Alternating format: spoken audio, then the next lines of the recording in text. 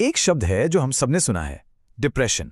पर क्या कभी ये सोचा है कि एक ही शब्द एक देश की पूरी इकोनॉमी और एक इंसान के मन दोनों की बर्बादी को कैसे बयां कर सकता है? चलिए आज इसी दिलचस्प पहेली को सुलझाते हैं। सवाल थोड़ा अजीब है ना? मतलब एक ही शब्द और दो इतने अलग संकटों के लिए इस्तेमाल हो रहा है। एक तरफ है बाजार और नौकरियां और दूसरी तरफ है हमारी अपनी भावनाएं, हमारे विचार। तो आज हम इसी गुत्थी को सुलझाने वाले हैं। तो इस कनेक्शन को समझने के लिए अपनी पड़ताल हम शुरू करेंगे इकोनॉमिक्स की दुनिया से। अच्छा, इकोनॉमिक डिप्रेशन को समझने से पहले ना हमें इसके एक छोटे कम गंभीर भाई को समझना होगा, जिसे कहते हैं रिसेशन यानी मंदी। यूँ समझ लीजिए कि ये दोनों एक ही कहानी के हिस्से हैं, पर इनकी गहराई में जमीन आसमान का फर्क है। तो ये रिसेशन या मंदी आखिर है क्या चीज? देखिए, ये तब होता है जब इकोनॉमी की रफ्तार धीमी पड़ जाती है। एक अच्छी खासी गिरावट आती है जो कई सेक्टर्स पर असर डालती है। हाँ, ये बिजनेस साइकिल का एक नॉर्मल हिस्सा है, भले ही नेगेटिव हो। इसे आप एक लंबी और थोड़ी मुश्किल सर्दी की तरह सोच सकते हैं, जो कुछ महीनों या साल भर में खत्म हो ही जाती है। अब यहां देखिए, दोनों के बीच का फर्क एकदम साफ हो जाता है। एक रिसेशन कुछ महीनों से एक साल तक चलता है, जबकि डिप्रेशन कई सालों तक खिंच सकता है। रिसेशन में जीडीपी थोड़ा बहुत नीचे आता है, लेकिन डिप्रेशन में तो ये गोता लगा जाता है, बहुत गहरी गिरावट होती है। और बेरोजगारी, रिसेशन में वो बढ़ती है, लेकिन डिप्रेशन में तो वो आसमान छूने लगती है। तो सबसे जरूरी बात ये समझनी है कि डिप्रेशन सिर्फ एक बहुत बुरा रिसेशन नहीं है। नहीं, ये एक बिल्कुल ही अलग लेवल का संकट है। ये सिस्टम का फेल हो जाना है। समझिए, एक तरह का इकोनॉमिक हार्ट अटैक, जिसके निशान दशकों तक रह जाते हैं। इसकी गहराई को समझने के लिए बस इस एक नंबर पर गौर कीजिए, 25%। 1930 के दशक में जो ग्रेट डिप्रेशन आया था, उस दौरान अमेरिका में बेरोजगारी इस लेवल पर पहुंच गई थी। इसका सीधा सा मतलब यह है कि हर 4 काम करने वालों में से एक के पास नौकरी नहीं थी। सोचिए, एक डिप्रेशन किसी भी देश पर कितना भयानक असर डाल सकता है।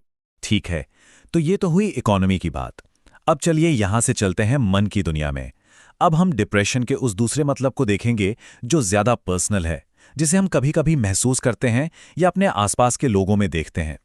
मेडिकल भाषा में इसे कहते हैं मेजर डिप्रेसिव डिसऑर्डर या शॉर्ट में MDD। और हाँ, ये सिर्फ उदास होने से कई ज्यादा बड़ी चीज है। ये एक ऐसी हालत है जो कम से कम 2 हफ्तों तक लगातार बनी रहती है। इसमें इंसान का मूड लगातार खराब रहता है और जिन चीजों में उसे मजा आता था, उनमें भी कोई दिलचस्पी नहीं बचती। जैसा कि यहां हम देख सकते हैं, MDD सिर्फ एक एहसास नहीं है, बल्कि ये कई सारे लक्षणों का एक गुच्छा है। इसमें लगातार उदासी तो है ही, साथ ही किसी भी चीज से खुशी ना मिलना, खुद को बेकार समझना, किसी चीज पर ध्यान न लगा पाना, यहां तक कि नींद और भूख में भी बहुत बड़े बदलाव आ जाते हैं।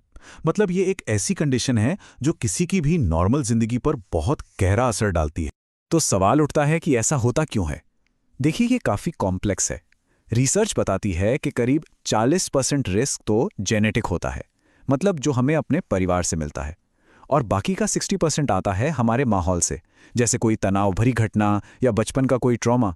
यानी ये नेचर और नर्चर दोनों का मिला जुला खेल है। ये जो लाइन है ना, ये क्लिनिकल भाषा से हटकर उस अंदरूनी एहसास को बयां करती है।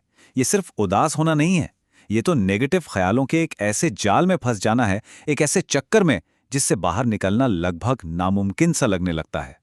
तो अब हमारे पास 2 अलग अलग परिभाषाएं हैं, एक इकोनॉमी के लिए और एक हमारे मन के लिए। चलिए अब इन दोनों धागों को एक साथ लाते हैं और देखते हैं कि ये जुड़ते कैसे हैं। यहां पर देखिए, इन दोनों के बीच का गहरा कनेक्शन एकदम साफ नजर आता है। दोनों ही मामलों में डिप्रेशन शब्द एक लंबी और गहरी गिरावट की तरफ इशारा करता है। इकोनॉमिक डिप्रेशन में एक्टिविटी में गिरावट आती है, तो क्लिनिकल डिप्रेशन में मूड में। दोनों ही सूरतों में एनर्जी की कमी होती है, एक ठहराव आ जाता है और सिस्टम ठीक से काम नहीं कर पाता। और असल में यही तो वो मेन पॉइंट है। चाहे हम किसी देश की बात करें या एक इंसान की, डिप्रेशन एक ऐसे सिस्टम को दिखाता है जो ठप पड़ गया है। ये एक ऐसी हालत है जहां ग्रोथ रुक गई है और पूरा सिस्टम अपनी नॉर्मल हेल्दी हालत से बहुत नीचे चला गया है। तो ठीक है, हमने ये समझ लिया, पर सवाल ये है कि इन दोनों मतलबों के बीच के फर्क और इनकी समानता को समझना आखिर जरूरी क्यों है? इसकी 2 बहुत बड़ी वजह है। पहली तो है इकोनॉमिक लिटरेसी। जब हम रिसेशन और डिप्रेशन का फर्क समझते हैं, तो हम इकोनॉमी से जुड़ी खबरों को सही तरीके से समझ पाते हैं और बेवजह की घबराहट से बचते हैं। और दूसरी वजह, जो शायद इससे भी ज़्यादा ज़रूरी है, वो है मेंटल हेल्थ लिटरेसी। जब हम ये समझते हैं कि क्लिनिकल डिप्रेशन सिर्फ उदास होना नहीं बल्कि एक सीरियस मेडिकल कंडीशन है, तो हम इससे जुड़े कलन को कम कर सकते हैं और जिन्हें मदद की ज़रूरत है उनका साथ दे सकते हैं। और आखिर में एक सवाल सोचने के लिए छोड़ जाते हैं। किसी भी संकट को बयां करने के लिए हम जिन शब्दों का इस्तेमाल करते हैं, चाहे वो पब्लिक हो या पर्सनल, वो शब्द हमारे रिएक्शन को कैसे तय करते हैं। क्योंकि शब्द सिर्फ बताते नहीं हैं, वो हमारी समझ और हमारी सहानुभूति को भी एक दिशा देते हैं। इस पर सोचिएगा ज़रूर। हमारे साथ जुड़ने के लिए शुक्रिया।